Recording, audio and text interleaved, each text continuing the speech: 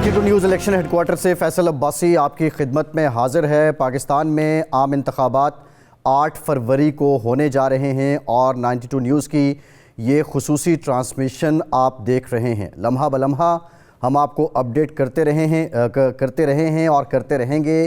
किस कॉन्स्टिट्यूंसी में क्या नताइज आएंगे, अब तक की जो सारी परसेप्शन है वो क्या है, तज्ज़िये क्या हैं, तबसरे क्या हैं। लेकिन ट्रांसमिशन के आगाज़ में हम अपने देखने वालों के इस प्यार के बेहद मशकूर हैं कि आज 92 न्यूज़ 9 बरस का हो चुका है। 9 बरस का ये जो सफ़र है वो यकीनन आप लोगों की मोहब्बतों का अमीन है और ये सफ़र इसी तरह इंशाअल्लाह जारी रहेगा। इलेक्शन मुहिम अब ख़त्म होने में 2 घंटे बाकी हैं। अब तक का जो इंतखाबी माहौल है, किसका मंशूर बहुत अच्छा है, किसने इलेक्शन मुहिम बहुत अच्छी की, किसने इंतखाबी माहौल गरमाया और बनाया, नई आने वाली सियासी जमातों के लिए चैलेंजेस क्या हैं, पहले से मौजूद जो सियासी जमातें हैं उनके लिए कितना दुश्वार है ये इलेक्शन, और जो पाकिस्तान में इस वक्त इंतखाबी माहौल है, इस माहौल में इस इंतखाबात के जो नताइज आने हैं उस पर पाकिस्तान के अवाम और स्टेक होल्डर्स कितना भरोसा करेंगे, ये कलीदी सवाल है जो पूछा जा रहा है। हमारे इलेक्शन ट्रांसमिशन में हमारा पैनल हमारे साथ मौजूद है। मेरे दाएं जानिब तशरीफ़ फरमा हैं ग्रुप एडिटर 92 न्यूज़ इरशाद अहमद आरिफ साहब। इरशाद साहब बहुत शुक्रिया आपका। ज़मीर हैदर साहब सीनियर एंकर पर्सन 92 न्यूज़, आप भी यहाँ तशरीफ़ फरमा हैं, बहुत शुक्रिया ज़मीर साहब आपका। असदुल्ला खान साहब senior anchor person 92 news, Asad साहब आपका शुक्रिया। बाएं जानिब senior anchor person, senior journalist, senior analyst, आप किसी तारुफ के मोहताज नहीं हैं, आमिर मतीन साहब। आमिर साहब आपका बहुत शुक्रिया। और आमिर साहब के साथ ही तशरीफ़ फरमा है editor 92 news Islamabad, senior journalist, senior analyst Rao Khalid साहब। राव साहब आपका बहुत शुक्रिया। और साथ ही साथ ब्रिगेडियर रिटायर्ड फ़ारूक हमीद साहब, दिफाई एनालिस्ट हैं, बहुत अच्छे इंतखाबी उमूर पे भी तबसरा करते हैं, मुबस्सिर हैं। ब्रिगेडियर साहब बहुत शुक्रिया आपका। और यासीन आज़ाद साहब, साबिक़ सदर सुप्रीम कोर्ट बार एसोसिएशन, और बिलखुसूस जो कानूनी मामलात हैं उस पर इस ट्रांसमिशन में यासीन साहब से भी हम रहनुमाई लेंगे। यासीन साहब आपका भी शुक्रिया। इरशाद साहब आपसे आगाज़ करेंगे। 2 घंटे बाकी हैं ये इलेक्शन मुहिम ख़त्म होने में। माजी में जो इंतखाबात रहे उसमें बाज़ औक़ात जो इलेक्शंस हैं, जो कैंपेन है, ये कैंपेन जो स्टार्ट होती थी तो काफ़ी 5-6 हफ़्ते लग जाते थे, लेकिन अब की बार ये गर्मा गर्मी बड़ी ताख़ीर से हुई। आप क्या समझते हैं कि ये मुहिम ओवरऑल कैसी रही और इस माहौल को गरमाने में किस जमात को क्रेडिट जाता है? देखें, गरमाया तो खैर किसी ने भी नहीं है, किसी इसलिए क्रेडिट नहीं दिया जा सकता, बट ठंडा करने में बहुत ज़्यादा हाथ है मुस्लिम लीग का और इलेक्शन कमीशन का, कि इलेक्शन कमीशन ने जो मामलात जिस अंदाज में चलाए उसकी वजह से हर जमात को ये फ़िक्र थी कि अगर मैंने पहले कैंपेन शुरू कर दी और मंशूर ले आया तो पता नहीं क्या नतीजा क्या निकलेगा, आगे हालात क्या होंगे। एक तो ये वजह हुई। दूसरी जो गर्मा गर्मी नहीं हो सकी वो ये है कि जब 2022 में यहाँ हुकूमत तब्दील हुई है तो 1 वर्सेस ऑल हो गया है खेल। पहले होता था मुख्तलिफ जमातें एक दूसरे के मद्दे मुकाबल होती थी, तो ये 22 में जब हुकूमत बनी और सारी जमातें उस एक ही टोकरी में डाल के सारे अंडे जो हैं वो रख दिए गए आवाम के सामने, और सारे के सारे अपना मंशूर भी भूल गए, अपने इख्तलाफात भी भूल गए, अपने जो कंट्रोवर्सीज़ थी वो भी माजी की सारे नज़रियात वगैरह सब कुछ भूल भुला गए। तो उसके बाद फिर लोगों ने भी यही सोचना शुरू कर दिया कि ये 1 वर्सेस ऑल है, ये सारे एक हैं और इधर एक है। और उसके बाद फिर जो कानूनी जंग चली और जिसके नतीजे में वो 1 साइडेड हो गया इलेक्शन, कि जो निकलना चाहते हैं अवाम में जाना चाहते हैं वो उनको इजाज़त नहीं है, और जिनको अवाम देखना नहीं चाहते वो इस डर के मारे नहीं जा रहे कि पता नहीं हमारे साथ क्या अवाम का सलूक होगा। तो इस वजह से ये मुहिम तो अमलन ये 10 दिन चली है, 10 या आप 12 दिन लगा लें। इससे पहले तो कोई 27 तारीख को मंशूर आया, ऐसे लगता ही नहीं था कि पाकिस्तान में कोई इलेक्शन भी हो रहे हैं। इससे पहले ये होता था कि कम अज़ कम 35 दिन 40 दिन जो होते थे वो भरपूर। मुझे याद आता है 18 में नवाज शरीफ साहब और मरीम साहिबा जेल में थी, लेकिन उसके बावजूद शहबाज शरीफ साहब और जो दूसरे लीडर थे वो कराची जा रहे थे, सिंध जा रहे थे, दूसरी जगहों पे सूरत हाल थी, तो ठंडा रहा माहौल। इस दफ़ा सर्दी भी ज़रूरत से ज़्यादा पड़ी, उसके भी शायद असरात होंगे। तो अब माहौल तो नहीं गरमाया गया और उसमें इलेक्शन कमीशन का भी हिस्सा है और भी बहुत सारे स्टेक होल्डर हैं जिनकी वजह से इसको ठंडा रखा गया। सही। लेकिन क्या इलेक्शन डे भी इतना ही ठंडा होगा? शाह साहब, इस पे इलेक्शन डे पे आते हैं, इलेक्शन डे पे बात करते हैं। आमिर साहब, आपका एक वैसे क्लिप बड़ा वायरल चल रहा है कि बतौर एनालिस्ट काफ़ी दुश्वारी हो रही है इस इलेक्शन पे तज्जिया करते हुए, लेकिन जो 2 घंटे, अब 2 घंटे से भी कम वक्त है, इस सारे माहौल में अगर इलेक्शन कैंपेन उस तरह नहीं भी चली रिवायती तौर पे जो गर्मा गर्मी होती थी, फिर भी जितनी चली, तो आप जो जमातें मैदान में हैं, खुलकर मैदान में हैं, पीपल्स पार्टी है और मुस्लिम लीग नून है बड़ी जमातों में, किसको क्रेडिट देते हैं कि किसने ज़्यादा पुकारा कि आ जाओ अब तो दूसरी जमात आई, या आप समझते हैं कि ये बिल्कुल ही कोई माहौल नहीं है? नहीं जी, ये बिल्कुल जो हम जिस तरह के इलेक्शन कवर करते रहे हैं तो ये बिल्कुल उससे मुख्तलिफ हैं और मुनफरद है। मुझे ये एजाज़ हासिल है कि शाद आरिफ साहब तो मुझसे भी सीनियर हैं, मगर मुझे 1985 से लेके अब तक जितने भी इलेक्शन है मैंने उसको कवर किया है एज अ जर्नलिस्ट के तौर पे, उसको देखा भी है, कवर भी किया है, तज्जिया भी इसके ऊपर दिया है। ये टोटली डिफरेंट है। पहले बड़ा आसान तज्जिया होता था कि आप पूछते थे कि जनाब पिछले इलेक्शन में कितने वोट थे, कैंडिडेट कौन से थे, इस दफ़ा जो है बरादरियाँ क्या थीं, इस दफ़ा इधर के इधर चले गए, इधर के इधर चले गए, पार्टी की ये सिचुएशन है। बड़ा आसान तज्जिया होता था, एक आसान तरीका था। इस दफ़ा जो है एक डिफरेंट सिचुएशन है और ये आइंदा 3 दिन हमारे लिए बड़ा ही मुश्किल काम है। मेरे लिए तो बहुत ही मुश्किल है, आई एम श्योर बाकी के लिए भी है, कि यहाँ एक नॉर्मल सिचुएशन नहीं है। यहाँ जो इलेक्शन है, इलेक्शन कॉन्स्टिट्यूंसी से, इलेक्शन से ज़्यादा वो माहौल है जिसके मतलब बात करने की ज़रूरत है। और हमारे यहाँ एक तबका है पूरा हमारे मीडिया के अंदर भी जो इस वक्त बिल्कुल कबूतर की तरह आंखें बंद करके वो कॉन्स्टिट्यूंसी की कर रहा है। अब ज़ाहिर हम भी बात करेंगे कॉन्स्टिट्यूंसी की, मगर हाथ बंधे हुए हैं कि क्या बात करें कि वहाँ पर नॉर्मल सिचुएशन अब तक जो हो चुका हुआ है कि जिस तरीके से निशान एक पार्टी का चला गया, फिर उनके कैंडिडेट कोई जेल में है, कोई भागा हुआ है, उसके बाद अब जो हो रहा है, इस वक्त हो रहा है, पोलिंग एजेंट हमें बताया जा रहा है कि वो नहीं मिल रहे। वो 2 दिन पहले पोलिंग एजेंट देना होता है तो वो देता है, जो ही वो अपना नाम, फ़ोन और शनाख्ती कार्ड देता है वो पुलिस पहुंच जाती है। तो ये और आगे क्या होगा ये भी नहीं पता। सो हमें उस माहौल पे नज़र रखने की ज़्यादा ज़रूरत पड़ रही है बजाय इसके कि हम इलेक्शन डिस्कस करें। तो ये एक बड़ी एक डिफरेंट इस दफ़ा सूरत हाल है। ये मैं कल एक जगह मिसाल दे रहा था कि 2 बॉक्सर्स हैं, एक के हाथ पांव बंधे हुए हैं और दूसरे को खुला छोड़ा हुआ है, और हमारा काम है उस पर तज्जिया कर रहे हैं और हम कह रहे हैं कि नहीं देखें इसने यूँ किया वो किया। वो ये एक बेवकूफ़ाना सी लग रही है बात। मुझे बड़ी शर्मिंदगी हो रही है बात करते वक्त कि तज्जिया किस चीज़ पे करें। मैं तो उससे दूसरा एक ज़रूर मैं कहूँगा, एक और लिहाज से ये मुनफरिद इलेक्शन है कि इस दफ़ा वैसे तज्जिया है, एक लिहाज से मुश्किल है, एक आसान है। कि पहली दफ़ा मैं समझता हूँ डिस्पाइट एवरीथिंग, जो मर्जी कोई कह ले, ये इलेक्शन होने जा रहा है। उसकी वजह यह है कि पाकिस्तान की इलेक्शन की एक इंतखाबात की तारीख रही भी है और उसके अंदर एक हमेशा से वो एक रोल रहा हुआ है लाए जाने वालों का और बैठाए जाने वालों का। तो ये तरीक़ाकार था 1985 के बाद जितनी भी 7-8 गवर्नमेंट जो हो गई हुई हैं, जो हटाई जाती थी गवर्नमेंट, सबको पता होता था कि इसने नहीं आना दूसरे ने आना है, तो लोग भी उस तरफ ही राग़िब हो जाते थे। तो ये इस दफ़ा जो मैं अलाउ मी मैं 1 मिनट ख़त्म कर दूँ कि इस दफ़ा जो है ये सूरत हाल है कि यहाँ पे पहली दफ़ा इस तमाम चीज़ों के बावजूद जिसका मैंने जिक्र किया, फिर भी तजिया हम भी कर रहे हैं, लोग भी कर रहे हैं, जिधर जाओ लोग पूछ रहे हैं कि जी कौन जीतेगा, क्या होगा। तो ये इलेक्शन इस सेंस में ये हो रहा है कि डिस्पाइट एवरीथिंग, ये सब कुछ होने के बावजूद भी ये तजिया है, क्योंकि इस दफ़ा जो पहले बिल्कुल लोग एक तरफ चल पड़ते थे वो नहीं है, लोग इस दफ़ा रेसिस्ट कर रहे हैं। अब ये अलग बात है कि इलेक्शन वाले दिन पता चलेगा कि उनकी मज़ाहमत कितनी थी, कितनी पार्टिसिपेशन थी, टर्नआउट क्या था। बिल्कुल ठीक है, टर्नआउट क्या था ये तो पता चलेगा जब बक्से खुलेंगे और किसकी सीटें कितनी हैं। गेस्ट पे भी हम जाएंगे, लेकिन ज़मीर साहब जो इलेक्शन मुहिम की हम बात कर रहे हैं, अप्रॉक्सीमेटली पीपल्स पार्टी ने 10 निकात पहले दे दिए थे, लेकिन अपना जो मंशूर है उन्होंने मुस्लिम लीग नून के मंशूर के बाद दिया, और 27 जनवरी को गालिबन मुस्लिम लीग नून ने भी अपना मंशूर पेश किया और पीटीआई ने भी जो मंशूर था उनका वो भी 24 घंटों के फ़र्क से ही पेश किया। ये इतना लेट मंशूर आना और जो माहौल इतना बदल चुका है, माजी में शायद मंशूर पे इतने क्वेश्चन नहीं होते होंगे अगर होते थे तो फ़ौरन उस पर कोई जवाब नहीं दे पाता था, लेकिन किसका मंशूर कितना हकीकी है और मंशूर की बेस पे कोई कितना जमे गफ़ीर कह लें अपने साथ मिला पाया है।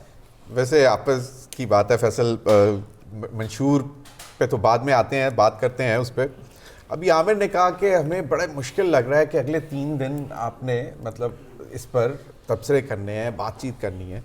तो मैं 5 तारीख को जब रात को सोया तो अगले दिन सुबह उठा तो जब आदतन चाय के कप के साथ अखबार उठाया तो हेडलाइन थी एक बड़ी कि मियां नवाज शरीफ साहब जो हैं वो वज़ीर आज़म नवाज आज तो हेडलाइन ही नहीं थी तो अखबार में। मैं उस वक्त इतना खुश हुआ, मैंने कहा यार चलो 5 तारीख से मैं 9 तारीख नहीं, को आज कौन से अखबार में हेडलाइन थी? नहीं यही हेडलाइन थी ना, यही हेडलाइन थी ना। 92 ने फैसला सुना दिया। 92 पे हेडलाइन भी थी, सुपर लीड भी थी। सुपर लीड 92 सर इरशाद आए साहब। अब देखे ना, मैं तो इतना खुश हुआ, मैंने कहा कि चलो ये 4 दिन निकल गए, अब 9 तारीख है, 9 तारीख को मतलब अब ठीक है, अब जरा तजिया थोड़ा सा आसान हो जाएगा। लेकिन वो फिर आमिर ने अभी आंखें खोल दी कि नहीं भाई अगले 3 दिन अभी बैठना पड़ेगा, बात करनी पड़ेगी। अब आ जाते हैं मंशूर तो ऐसे लगता है कि जैसे हर एक ने ना एक दूसरे का देख कर ना छापा मारा कि 300 यूनिट वो भी फ्री देगा। सबसे पहले अगर याद हो तो आईपीपी ने अनाउंस कर दिया था, वो पता नहीं जब आईपीपी बनी उससे पहले हमजा शहबाज साहब ने अनाउंस कर दिया था जब वो सीएम बने थे, गालिबन 100-200 यूनिट आगे हम आए उस वक्त वो ज़िमनी इलेक्शन पंजाब के हो रहे थे। तो वो मुझे तो इन मंशूरों में कोई ऐसी नई चीज नजर नहीं आती। पहले तो एक टाइम होता था जिस आमिर करता है, बाकायदा मंशूरों को कंपेयर किया जाता था कि यार ये और इन्होंने पहले क्या डिलीवर किया हुआ है।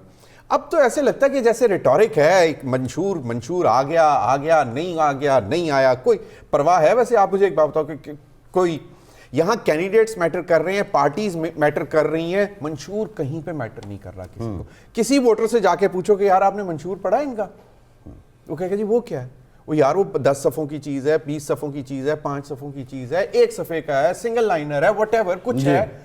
वो कहते हैं यार मंशूर को क्या करना है, हमें तो बंदा देखना है कि कौन आएगा, कौन जीतेगा और फिर कौन हमारे काम करवाएगा। सिंपल सी बात है। लेकिन दिलचस्प बात यह है कि एक दूसरे की इन्होंने वो कॉपी भी की, चीटिंग भी की, जिस तरह मैं भी करूंगा खैबर पख्तूनख्वा के इसने खोला हुआ सारा, क्योंकि he is well prepared on constituencies. अब ये कह रहे हैं कि इन्होंने रवायती सवाल अपने बना के रखे हुए, यहाँ पे गैर रवायती सिचुएशन है। एग्जैक्टली। तो वो नहीं वैसे भी आप देखें ना कि भुट्टो साहब का सिलेबस आ गया, आउट ऑफ सिलेबस। वैसे भी देखें ना, भुट्टो साहब का नारा था रोटी कपड़ा मकान, तो बिलावल साहब ने चल रहा नहीं, बिलावल साहब ने लगाया कि सस्ती होगी रोटी दाल चावल जब बनेगा वज़ीर आज़म बिलावल। मैंने कहा चले काफिया तो मिलाया ना, बिलावल और चावल का नारा वही है। Very very good. वैसे अच्छा मंशूर तो छोड़े, लेकिन जो एडवर्टाइजमेंट्स हमने देखी खासतौर पे एक सबसे बड़ी जमात की जिनका आज छपा हुआ था कि वो वज़ीर आज़म बन गए, मैं खुश भी हो गया कि चलो 9 तारीख आ गई, लेकिन उनके एडवर्टाइजमेंट्स देख के वो जी पता नहीं वो हाई फाइव आर्टिफिशियल इंटेलिजेंस का इस्तेमाल हुआ एडवर्टाइजमेंट को लेकर तारीख रकम हुई आज। ये देखें ना, ये देखें एक मॉनेटरी हालात पहले मुल्क के बहुत खराब हैं, सहाफियों के अगर हालात अच्छे हो रहे हैं तो फैसल आपको क्या मसला है? आप पॉइंट आउट कर रहे हैं, मैंने तो सिर्फ इतना बताया कि मैं तो खुश हो गया कि मैं 9 तारीख को उठाऊं, मैं सो के 9 तारीख को उठाऊं। मैं सिर्फ ऐड कर दूं कि बहुत खुशी की बात है, ज़्यादा हमारी रोजी रोटी है और ये इश्तिहार आने चाहिए, अल्लाह और उनको जजा दे के दे, मगर ये मुझे समझ नहीं आ रही देने की ज़रूरत क्या है इश्तिहार?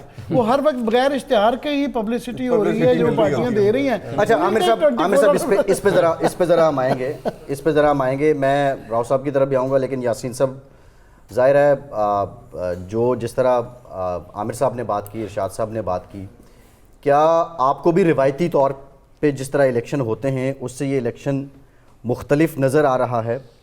और बिलखुसूस इन इंतखाबात के बाद जो आपकी फ्रेटर्निटी है, लीगल फ्रेटर्निटी, क्योंकि इस अब की बार तो बहुत से वकील भी मैदान में हैं और रूल ऑफ लॉ की आप लोग बात करते हैं, क्या रूल ऑफ लॉ भी आपको यकीनी और बेहतर नज़र आता है? देखें सर, पहली बात यह है कि 76 ईयर्स का मैं भी हो गया हूँ, मैंने एक से एक इलेक्शन देखा है और इलेक्शन की जो गमा गमी होती है वो तो मुझे कहीं नज़र नहीं आई उस हिसाब से। उसकी एक वजह है, वजह यह है कि जब आपने 2 असम्बलियों को तोड़ा, पंजाब असम्बली और KPK को, तो हम सब ने नारा लगाया कि 90 दिन के अंदर इन दोनों असम्बलियों के इलेक्शन होने चाहिए। ज़ाहिर है कि 90 दिन के अंदर जब आपने इलेक्शन नहीं कराए तो एक आइनी बहस से शुरू हो गई, मामला सुप्रीम कोर्ट तक गया और सुप्रीम कोर्ट ने जो 14 मई की डेट मुकर्रर की वो उस पर भी इलेक्शन नहीं हुआ। आम आदमी के जहन में ये बहुत तसव्वुर आने लगा कि शायद अब पाकिस्तान में इलेक्शन मुश्किल हो जाएगा। तो वो जो कन्फ्यूजन थी पंजाब असम्बली की, KPK की, देन सुप्रीम कोर्ट का आर्डर, तो जब आपने 8 फरवरी की डेट मुकर्रर की तो जिस तरह लोगों का पॉइंट ऑफ व्यू ये था कि शायद 8 फरवरी को भी इलेक्शन नहीं होंगे।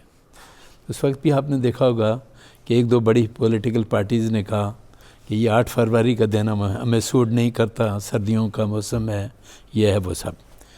लेकिन मेरा पॉइंट ऑफ व्यू उस वक्त ये था कि 8 फरवरी को हर हालत में इलेक्शन होंगे। उसकी वजह ये थी कि ऑनरेबल सुप्रीम कोर्ट ने जो इनिशिएटिव लिया उसमें तमाम पॉलिटिकल पार्टीज़ को सुप्रीम कोर्ट में बुलाया और कहा कि भाई डेट मुकर्रर करो। चूँकि सुप्रीम कोर्ट के जजमेंट का भी मजाक उड़ाया गया कि 14 मई को इलेक्शन नहीं हुए, 90 डेज़ की जो रट थी उसकी वजह से भी सूरत हाल ख़राब हुई कि आइन को कोई मानता ही नहीं है। तो हमें यहाँ अप्रिशिएट करना चाहिए ऑनरेबल सुप्रीम कोर्ट के रोल को कि उन्होंने तमाम पॉलिटिकल पार्टीज़ को बुलाकर एक तरीक़ाकार तय किया, प्रेसिडेंट को भी इन्वॉल्व किया, चीफ इलेक्शन कमिश्नर को भी इन्वॉल्व किया। क्योंकि हमारे आइनी इदारों के दरमियान झगड़ा ये था कि सदर को इख्तियार है या इलेक्शन कमीशन को है, वो झगड़ा अपनी जगह पे मौजूद था। अल्टीमेटली जो डेट मुकर्रर हुई है वो तमाम पॉलिटिकल पार्टीज़ के कंसेंट से हुई। तो मेरा पॉइंट ऑफ व्यू ये था कि 8 फरवरी को हर हालत में इलेक्शन होंगे। लेकिन बाज़ पार्टियों के जहन में था कि शायद 8 फरवरी को भी इलेक्शन ना हो। पब्लिक का माइंड जो था वो बिल्कुल अगेंस्ट में था। लोग कह रहे थे कि पंजाब का इलेक्शन नहीं हुआ, KPK का इलेक्शन नहीं हुआ, तो हम प्रिज्यूम नहीं करते कि 8 फरवरी का भी इलेक्शन होगा। बहरहाल अल्लाह करे दुरुस्त आए, देर आए दुरुस्त आए, 8 फरवरी को इलेक्शन हो जाए तो इंशाअल्लाह ताला अब उम्मीद है कि वो होगा। लेकिन ये तमाम सूरत हाल जो इलेक्शन की गेमा गेमी की हम बात कर रहे हैं उसकी वजूहत जो है मेरे नज़दीक ये थी कि इन वजूहत की वजह से वो गेमा गेमी सामने नज़र नहीं है।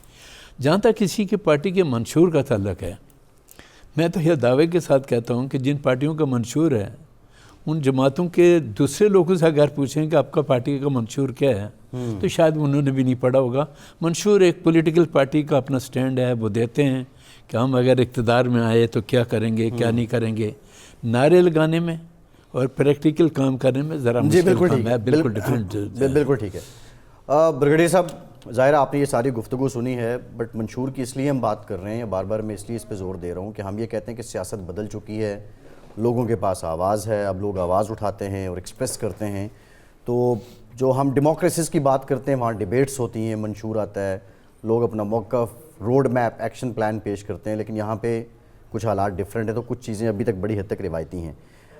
अगर मैं आपसे पूछूँ, जितनी पार्टीज़ अभी मैदान में हैं, जिनकी लीडरशिप मैदान में है, पीपल्स पार्टी और नून लीग है, बॉडी लैंग्वेज का कितना फ़र्क था? ये जो 10-12 दिन की मुहिम चली है, आप किसको ज़्यादा नंबर देंगे कि बॉडी लैंग्वेज में वो ज़्यादा तगड़े रहे, वो कम कंफ्यूज थे बनिस्बत दूसरों के? बिस्मिल्लाहिर्रहमानिर्रहीम, बहुत शुक्रिया। देखें, पहली बात यह है कि we are not being fair. ये इलेक्शन बड़े एबनॉर्मल हालात में हो रहे हैं। मैं ख़ासकर बात कर रहा हूँ दहशत गर्दी, सिक्योरिटी, टेरर थ्रेट्स।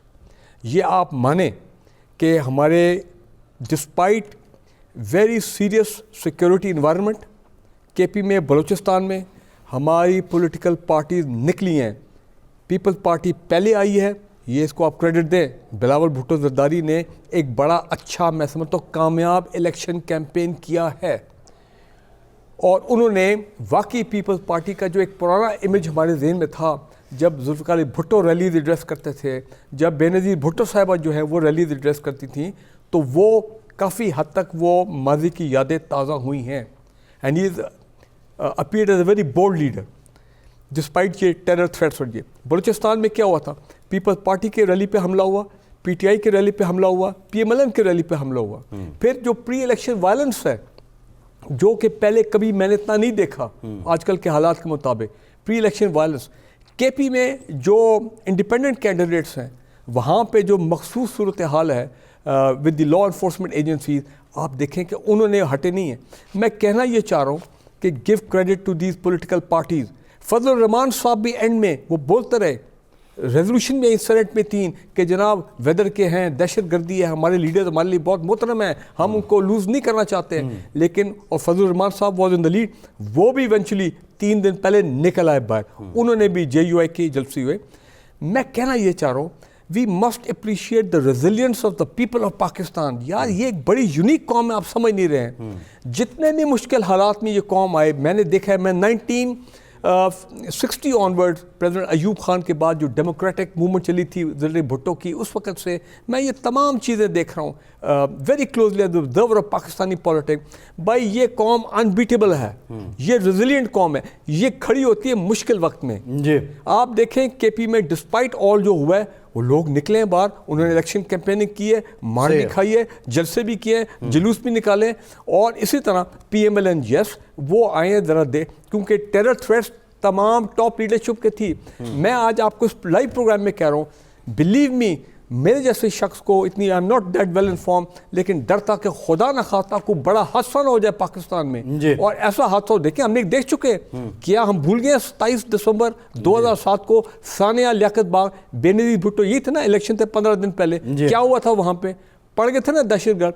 खुदा न खास्ता, ये तो मैं कहता हूँ अल्लाह की बड़ी मेहरबानी है इस मुल्क पे। ये जो आपने जिस देखिए मेरी बात सुने, मैं एक बात मुकम्मल कर लूँ कि अल्लाह ने हमें बचाया। आज रात 12 बजे इलेक्शन कैंपेन खत्म हो जाएंगे, अब तो किसी रैली का उसका जवाब ही नहीं है।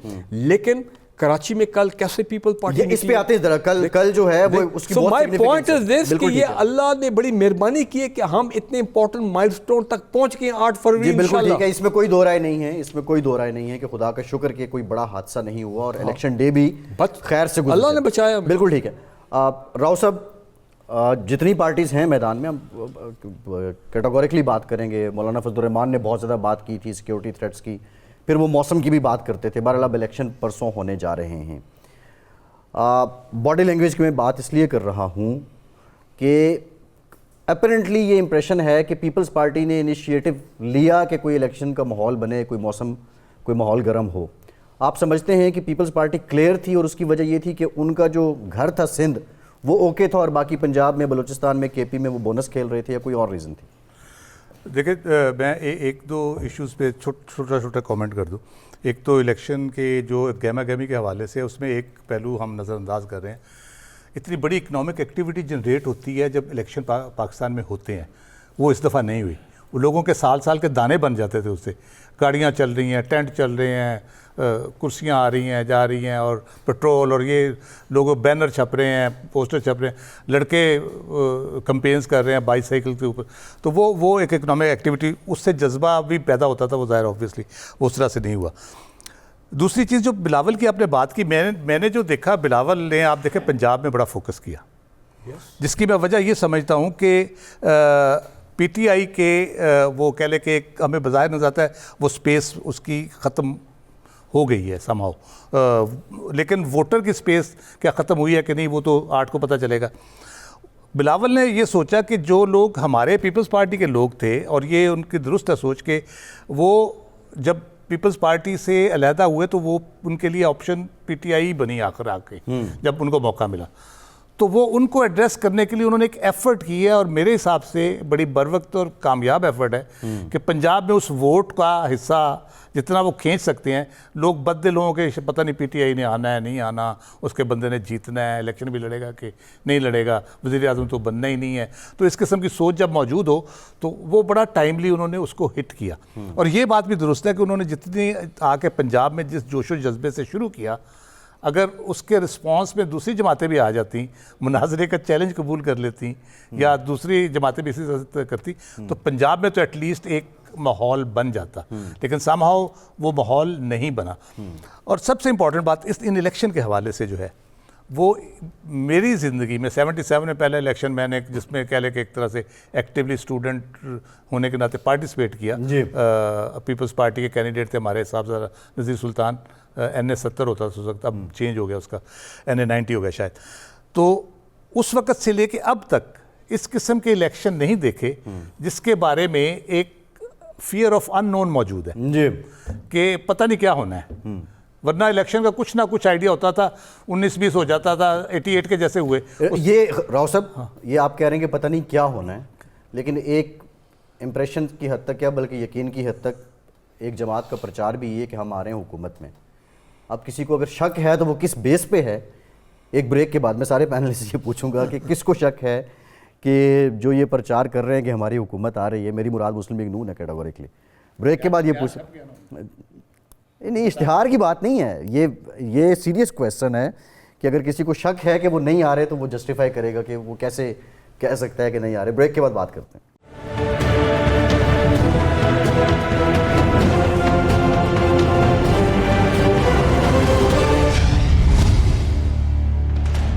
ब्रेक के बाद एक बार फिर से आपको खुशामदीद कहेंगे। ब्रेक से पहले असद साहब, सवाल मैंने ये छोड़ा था कि अगर किसी को शक है कि नवाज शरीफ वज़ीर-ए-आज़म नहीं बन रहे तो उसके पास इस शक की जस्टिफिकेशन क्या है? क्या आपको शक है?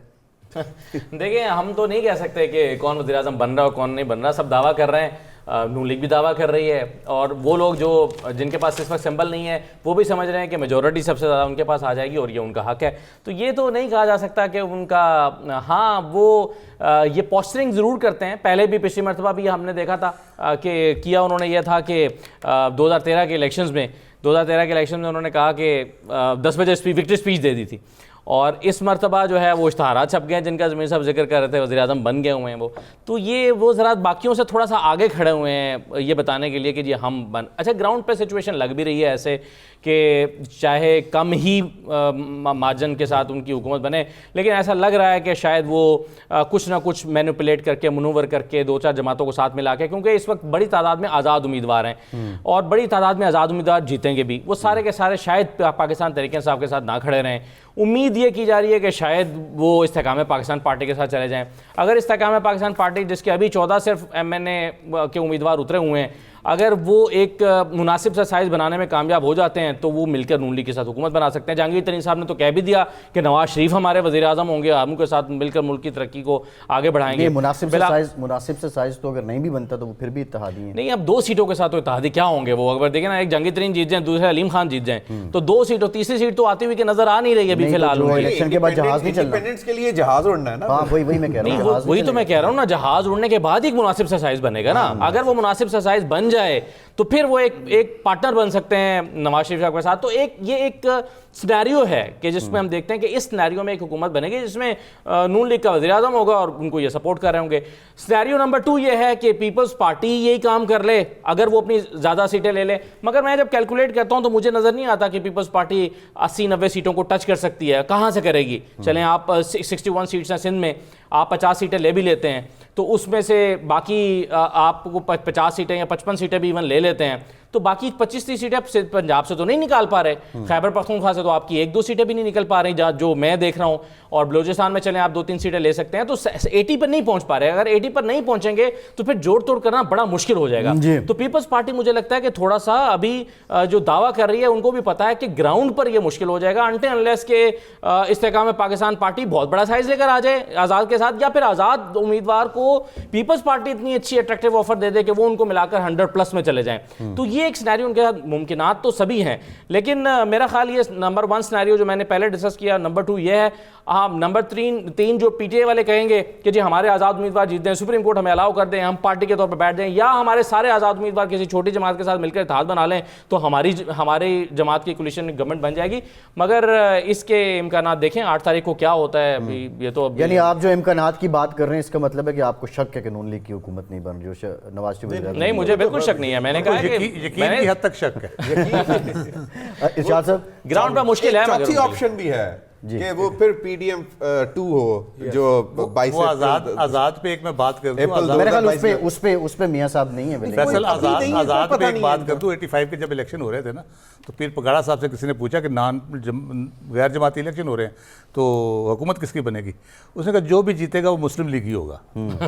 तो ये आज़ाद वालों का यही है कि जो भी जीतेगा वो शायद मुस्लिम लीग ही हो। अच्छा, इरशाद साहब, जरदारी साहब तो मखलूत हुकूमत की बात करते हैं, लेकिन सवाल ये है कि आपका जो गेस नंबर है वो क्या है? आप क्या समझते हैं? अगर हम तनासुब देखें, आप अंदाज़ा लगाते हैं तो नून लीग की कितनी सीटें होंगी, पीपल्स पार्टी की कितनी होंगी और आज़ाद कितनी होंगी? अंदाज़ा नहीं, शाह साहब का होमवर्क मुकम्मल होता है इस सिलसिले में। मुझे पिछली ट्रांसमिशन याद आ गई 2018 की। अच्छा, गुजारिश ये है, पहली तो बात जो आप कर रहे हैं ना, मैं नवाज शरीफ साहब के वज़ीर-ए-आज़म बनने की और मुस्लिम लीग, अगर तो ये इलेक्शन नहीं हो रहे सिलेक्शन हो रही है और सिलेक्शन हो चुकी है तो फिर तो ज़ाहिर है जो आपकी राय है वो मेरी राय है। लेकिन अगर ये इलेक्शन हो रहे हैं तो फिर इलेक्शन में मैटर करते हैं अवाम और अवाम की राय और अवाम का फैसला जो उस दिन वो करने निकलेंगे। अगर तो अवाम के लिए आपने सारे रास्ते बंद कर दिए हैं कि वो सिर्फ वही लोग निकलेंगे जो जाके मियां नवाज शरीफ साहब को वोट डालेंगे और वो वज़ीर आज़म बन जाएंगे, और आपको यकीन है, मुझे यकीन है, असदुल्ला साहब को यकीन है कि बाकी किसी वोटर को ना जाने दिया जाएगा ना वोट डालने दिया जाएगा, तो फिर तो मैं आपसे इत्तेफाक कर लेता हूँ। लेकिन अगर फैसला अवाम ने करना है तो मैं नहीं समझता कि हम किसी के बारे में इस वक्त प्रिडिक्ट करने की, क्योंकि ये सिचुएशन जो है मुझे 88 से मिलती जुलती नज़र आती है। 88 में चौधरी परवेज़ इलाही साहब जो थे वो कहते थे कि हम 117 सीटें पंजाब से ले रहे हैं। ये मुझे गालबन ये 13 थे इलेक्शन जो थे 13 फरवरी को हुए थे या फरवरी में हुए थे। नहीं 2008 के 2008 के फरवरी में हुए थे। फरवरी में हुए थे। 12 फरवरी थी, 12 या 13 थी। 3 दिन पहले हमारी मुलाकात हुई मियां शहबाज शरीफ साहब से। अताउल्लाह कासमी साहब थे, मुझे याद है, अताउर रहमान साहब मरहूम थे और लोग थे। तो वहाँ ये डिस्कशन हुई जी क्या रिज़ल्ट आ रहे हैं। तो जनाब शहबाज शरीफ साहब ने कहा कि देखें परवेज़ इलाही साहब तो बरमला कह रहे हैं कि पंजाब से मैं 117 सीटें ले रहा हूँ, तो ये तो तय हो गया है, परवेज़ मुशर्रफ ने तय किया हुआ उसको वज़ीर आज़म बनाना है। तो मैं खामोश बैठा था, बाकी सारी डिस्कशन हो रही थी। तो मैंने कहा कि मियाँ साहब आप वज़ीर आला बन रहे हैं पंजाब के। कहते मैं कैसे बन सकता हूँ। मैंने कहा जो अवामी मूड नज़र आ रहा है उसमें मुझे परवेज़ इलाही साहब या मुस्लिम लीग काफ नज़र नहीं आ रही, और अगर नवाज शरीफ साहब सिंध पर तवज्जो देते तो आप मरकज़ के बारे में मैं आपसे सवाल करता, लेकिन वो चूँकि पंजाब को ही फोकस किया हुआ है, 1-2 जलसे किए हैं, तो उनके बारे में तो मैं कुछ नहीं कहता। लेकिन आपके बारे में मुझे यकीन है कि पंजाब आप जीत रहे हैं। तो अताउल्लाह कासमी साहब ने कहा कि यार अगर ऐसा हुआ तो मैं आपको खाना खिलाऊंगा। मैंने कहा वो तो हम वैसे भी खा सकते हैं आपसे खाना। बात ये है कि अगर आज के दिन भी या कल तक आप एक इंडिपेंडेंट कैंडिडेट को गिरफ़्तार कर रहे हैं, अगर नए केसेस बन रहे हैं, फैसले आ रहे हैं, 14-14 साल सज़ाएं सुना रहे हैं, तो इसका मतलब ये है कि रिज़ल्ट वो नहीं है जो हमें दिखाए जा रहे हैं, सुनाए जा रहे हैं। इसका मतलब ये है कि अवाम ने 8 तारीख को फ़ैसला करना है जी, और उस फैसले के बारे में मैं कुछ नहीं कह सकता कि वो फ़ैसला क्या होगा। अगर उस फैसले को रिवर्स करने की कोशिश की गई, उस फैसले को मैनिपुलेट करने की कोशिश की गई, किसी की मसनूई हुकूमत बनाने की कोशिश की गई, या किसी ने मसनूई हुकूमत बनाने की, वो हमारे असल में ये दोनों बड़ी पार्टी और बाकी भी मौलाना फजल रहमान साहब ने अब वो जिसे पिया चाहे वही सुहागन हो, इन्होंने मान लिया है कि जिसे पिया चाहेगा वो सुहागन हो जाए। तो उस सूरत में मैं ये नहीं कह रहा कि भाई कोई बड़ी तहरीक खड़ी हो जाएगी, ये हो जाएगा। जो हुकूमत बनेगी वो मलगूबा हुकूमत होगी, उसी तरह की जिस तरह की हुकूमत हम 16 माह ये मुल्क भुगत चुका है, ये अवाम भुगत चुके हैं, ये सिस्टम भुगत चुका है, ये मैशत भुगत चुकी। अगर तो हमने ये करना है तो जी बिस्मिल्लाह सही। लेकिन मेरा ख्याल ये है कि जो बेटर सेंस से प्रिवेल करेगी, अवाम के फैसले, अवाम को फैसला भी करने दिया जाएगा, अवाम के फैसले का एहतराम भी किया जाएगा, और रिजल्ट ये इलेक्शन जो है वाकई एक सरप्राइज इलेक्शन सही है। अच्छा आमिर साहब, आज एक सर्वे आया है, उसके मुताबिक पंजाब में मुस्लिम लीग नून 51% पॉपुलर है। सवाल वही है कि जो मुस्लिम लीग नून ने आज जिस तरह इरशाद साहब ने भी बात की है, आप समझते हैं कि ये अब तय है, अपेरेंटली लग रहा है, ग्राउंड रियलिटीज़ भी यही हैं, जो पीपल्स पार्टी और नून लीग की हम बात करें तो मुस्लिम लीग नून ही हुकूमत में आ रही है? अगर वो नहीं आते तो ये मैं समझता हूँ कि इससे ज़्यादा बड़ा अपसेट हो नहीं सकता। कि आप देखें सूरत ये है कि इस वक्त वो जो जिस तरीके से उनको प्लेट में रख के मिला जा रहा है, जिस तरीके से उनके फेवरेबल एनवायरनमेंट हो रहे हैं, इसके बावजूद भी, मगर फिर भी हम जो इस वक्त बैठ के तजिया कर रहे हैं, अभी भी काफ़ी सारे इम्पॉन्डरेबल, जिसे अंग्रेज़ी में कहता है, ऐसे वेरिएबल्स हैं जिसका नहीं पता हमें, टर्न आउट का नहीं पता कि क्या टर्नआउट का होगा। हमें ये नहीं पता कि जनाब लोग कितने ज़्यादा, क्या ये खंबे जीतेंगे या इलेक्टेबल्स जीतेंगे, ये एक सवाल आया हुआ है। उसके बावजूद अभी भी लोगों को, मैं तो हैरान हूँ कि अभी भी उम्मीद है। तो अगर उम्मीद है, इसके बावजूद मैंने कहा जिससे इससे पहले जितने भी इलेक्शन होते थे लोगों को पता था इस गवर्नमेंट को निकाला गया, इसको दोबारा नहीं लाया जाता। तो ये हमारा 30-40 साल का यही एक पैटर्न था।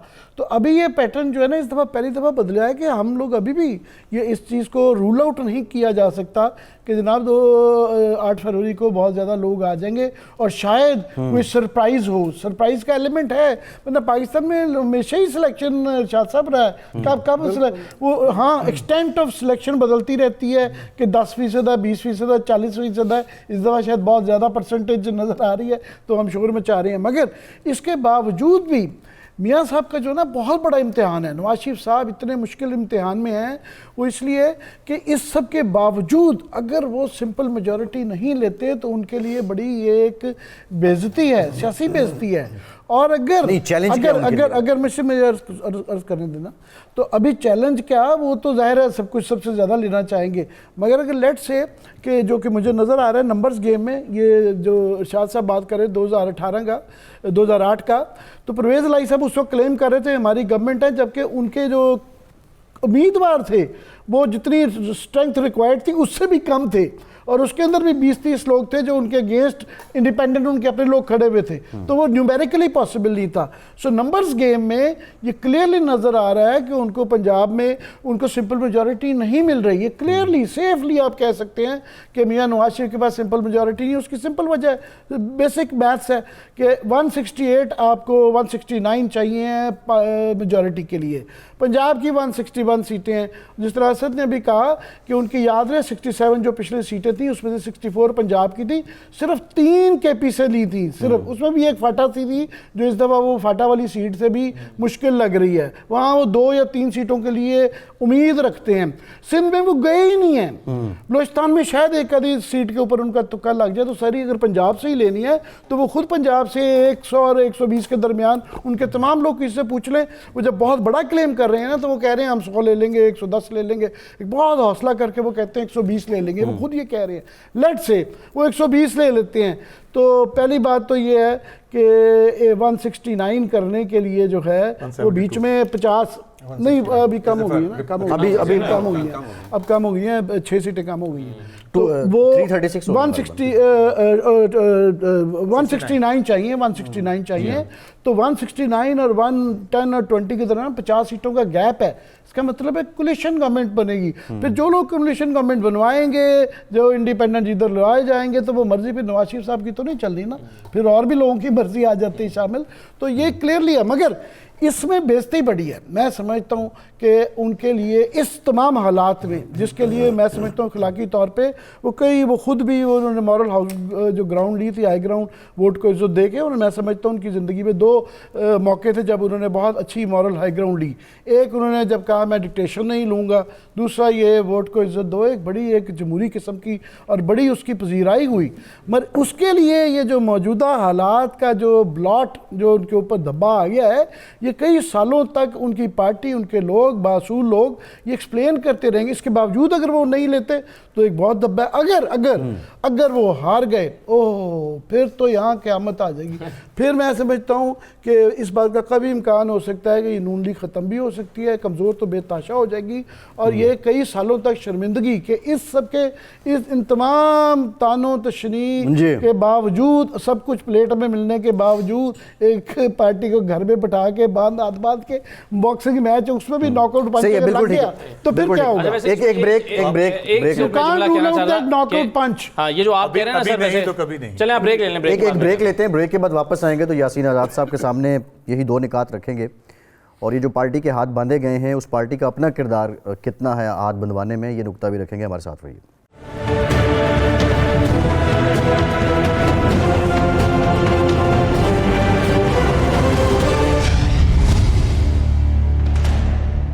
ब्रेक के बाद एक बार फिर से आपको खुशामदीद कहेंगे। यासीन आज़ाद साहब, ये जो पीटीआई से मुतालिक बात हो रही है और एक पार्टी से मुतालिक बात हो रही है कि उसके हाथ बांध दिए गए हैं, आप क्या समझते हैं कि हाथ बंधवाने में उस पार्टी का किरदार कितना है, और दूसरा, क्या आप भी समझते हैं कि सादा अक्सरियत भी बहुत बड़ा चैलेंज है नवाज शरीफ साहब के लिए?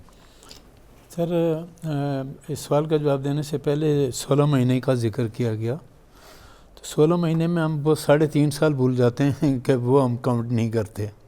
तो जहाँ 16 महीने की बात करते हैं वहाँ 3.5 साल की भी बात करें तो ज़्यादा मुनासिब है। नंबर 2, आप ये बता दें कि 2018 में पंजाब असम्बली में अक्सरियत किसकी थी? नून की थी ना। हुकूमत किसने बनाई? पीटीआई ने बनाई। क्या हुआ कि आज़ाद उम्मीदवार जो थे वो अलीम ख़ान ने और जहांगीर तरीन ने लिए और उन्होंने हुकूमत बना ली। अब जो सूरत हाल है, जिसका ज़ाहिर है इसका फ़ैसला तो 8 फरवरी को पाकिस्तान के अवाम करेंगे कि किस जमात को कितनी सीटें देते हैं, कितना नहीं देते। लेकिन यहाँ सवाल ये पैदा होता है कि जो आज़ाद उम्मीदवार हैं, जो लोग वो जीतेंगे, कानूनी एतबार से इलेक्शन रिज़ल्ट के 3 दिन के अंदर अंदर उन्होंने किसी न किसी पॉलिटिकल पार्टी के अंदर जाना है। और अगर 3 दिन के अंदर अंदर वो किसी पॉलिटिकल पार्टी को ज्वाइन नहीं करते तो वो इंडिपेंडेंट कैंडिडेट तस्वर किए जाएंगे, फिर वो जंप नहीं कर सकेंगे। अब वो आज़ाद उम्मीदवार किस पार्टी के साथ जाते हैं? जैसे आप ख़ुद कहते हैं कि एक पार्टी को इशारा है कि उसने हुकूमत बनानी है, और अगर उसी पार्टी को किसी हद तक मेजॉरिटी मिल जाती है या उसका कौमी असम्बली के हिसाब से वोट ज़्यादा है, तो ऐसी हालत में वो इंडिपेंडेंट कैंडिडेट उस साइड पे जाना पसंद करेगा ना जहाँ उसको पता है कि ये पार्टी हुकूमत बनाने की पोजीशन में है। दूसरी तरफ तो वो नहीं जाएगी। अब 2018 में भी इवन कौमी असम्बली में भी जो सूरत हाल बनी, अगर आज़ाद उम्मीदवार जाके इमरान खान को ज्वाइन नहीं करते तो क्या इमरान खान हुकूमत बना लेता? नहीं बनाता। तो अब जो पीटीआई का जिस तरह आपने हवाले से बात की कि मैं ये समझता हूँ कि इमरान खान साहब अगर एक वैसे सियासतदान के वाकई सियासतदान होते तो वो पंजाब असम्बली को कभी डिज़ाल्व नहीं करते, KPK की हुकूमत को कभी डिज़ाल्व नहीं करते। इन 2 सूबों में उनकी हुकूमत थी, बड़े आराम के साथ वो अपनी ज़िंदगी गुजार सकते थे। लेकिन उस पार्टी लीडर के लिए प्रॉब्लम यह है कि वो अपने अलावा किसी को इक़्तिदार में नहीं देखना चाहता। वरना अगर 2 बड़े सूबों में आप और आइनी बहरान पैदा नहीं करते, कितनी बदकिस्मती है कि एक वज़ीर आला रात को एतमाद को वोट लेता है और दूसरे दिन अपने पार्टी के सरबराह के कहने पे पूरी असम्बली को तोड़ देता है। दूसरी पार्टी के सरबराह, हाँ, दूसरी पार्टी तोड़ देता है। तो ये तमाम चीज़ें, ये तमाम सिचुएशन जो हमें देखनी पड़ेगी। अब मेरा जो अपना ज़ाती मौक़िफ़ है वो ये है कि मुस्लिम लीग इस वक्त मुझे 7 पार्टियों से ज़्यादा पुरएतमाद नज़र आती है जी, और नंबर 2 पे PPP सही है। ये यासीन साहब आपकी तरफ आएंगे। ज़मीर साहब, मेरा ख्याल है कि अक्सरियती पार्टी जो 2018 में थी वो पंजाब के 10 सीटें सबसे ज़्यादा पीटीआई की थी ना, मुस्लिम लीग की थी सूबाई में। आज़ाद उम्मीदवारों को शामिल होकर फिर ज़्यादा हो गई थी। इलेक्शन जो सूबाई असम्बली में नवाज शरीफ की जो है ना मेजॉरिटी जी। अच्छा, इसमें ज़मीर साहब, अगर 9 अप्रैल 2022 के बाद पीटीआई असम्बली में ही बैठी रहती तो ये दिन देखने पड़ते हैं? देखें, ये इसमें तो कोई दो राय नहीं है, दिन क्या देखने, लेकिन उसको कम से कम राजा रियाज साहब लीडर ऑफ द ऑपोजिशन ना होते इमरान खान साहब खुद लीडर ऑफ द ऑपोजिशन होते, बैठते, अच्छी सियासत करते, टफ टाइम देते, और जो लोएस्ट एप पे उस वक्त गई हुई थी, और इसमें कोई दो राय नहीं है कि अब जो हालात थे उस वक्त वोट ऑफ नो कॉन्फिडेंस से पहले, उसमें पीटीआई के लोग हमें खुद, जो इलेक्टेड जो लोग थे, वो कहते थे हम अपनी कॉन्स्टिट्यूंसी में नहीं जा सकते, इतने बुरे हालात थे। और लेकिन वो और बहुत अच्छा मौका मिल रहा था कि वो अपोजिशन में बैठते, वो अपोजिशन में नहीं बैठे, इस्तीफे दे दिए। उसके बाद जो अभी बताया कि जो जुल्म किया उन्होंने केपी और पंजाब, बेसिकली अपने पैरों पे खुद कुल्हाड़ा मारा उन्होंने। लेकिन अब बात यह है कि क्या ये सारे जो भी कुछ किया उन्होंने, या जो हुआ, फिर 9 मई भी हो गई और जो कुछ भी हुआ, क्या उसका फ़ायदा वो उठा सकते हैं?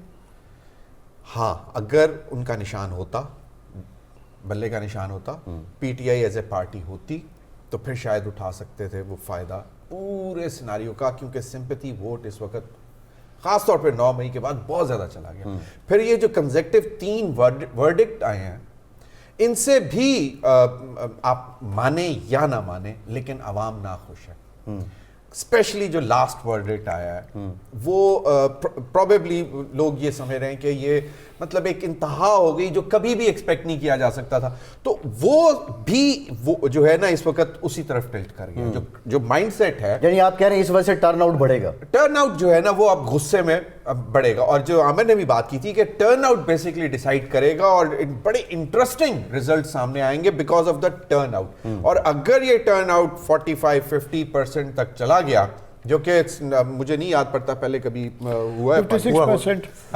77 में गालिबन 56%। तो अगर उस लेवल तक चला जाता है तो सेंटीमेंट देखें ना, तो फिर उसके बाद आप जो पूरा टोटल सिनारियो है ना वो फिर आज़ाद ही डिसाइड कर रहे होंगे कि क्या होगा। ज़मीर साहब से मैं एक सवाल करना चाहता हूँ कि ये जो आप अवाम की सिंपैथी की बात कर रहे हैं या गुस्से की बात कर रहे हैं, 9 अप्रैल को वो अपोजिशन में नहीं बैठा है एक शख्स, उसने गलती की, बिल्कुल। असम्बलियाँ तोड़ दी, उसने गलती की, सही। 9 मई हुआ, उसने गलती की।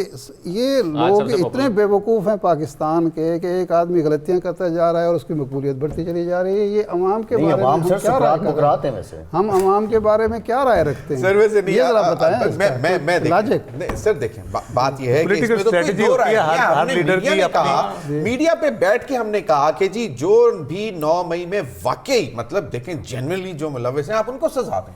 आपको अभी तक एस्टैब्लिश नहीं हो सका कि अभी तक हेर से ही है ना कि नहीं जी वहां बैठकर तैयारी की गई। बहुत से ऐसे लोग हैं जिन्होंने आके ऐसी स्टेटमेंट्स दे दी ये तो कि जी उसी ने बनाया, उसी को छोड़। मैं ये कह रहा हूं कि वो असेंबली में नहीं बैठा, वो गलती उसको ना, इसके वो गलती हो गई। दोनों असेंबलियां तोड़ी, वो गलती। हाँ, इसका जवाब सियासी रवैया हुआ। नहीं सर, एक बार नहीं, इसमें नो कॉन्फिडेंस जब आया, वोट ऑफ नो कॉन्फिडेंस जब आया तो उसको रूल आउट किसने किया? क्या वो लीगल था? फिर सर क्या वजह, आर्टिकल 5 को बेस बना के बिल्कुल देखिए ना, गलती ये होती है, मैं आपको बताऊं, जब मियां नवाज शरीफ साहब ने वोट को इज्जत दो तर्क कर दिया उस नारे को, तो वो अनपॉपुलर हो गए, ये सब मानते हैं ना। जब जरदारी साहब ने भुट्टो साहब की लेगेसी को छोड़ के और तरह की सियासत अख्तियार कर ली तो वो अनपॉपुलर हो गए। ये मैं समझना चाहता हूँ कि ये क्या वजह है आखिर। मेरा ख्याल है सर इमरान खान की बड़ी गलती। एक ब्रेक ले ले, मैं उसके बाद ये आपने जो बड़ी अच्छी बात की इस पर बात करते हैं। नहीं, सवाल बुनियादी ये है कि असेंबली में रह के क्या पॉपुलैरिटी को मजीद इन्हेंस या रिटेन नहीं किया जा सकता था? This is the question. इतना सब कुछ करने की ज़रूरत क्यों पेश है? ब्रेक के बाद बात करते हैं।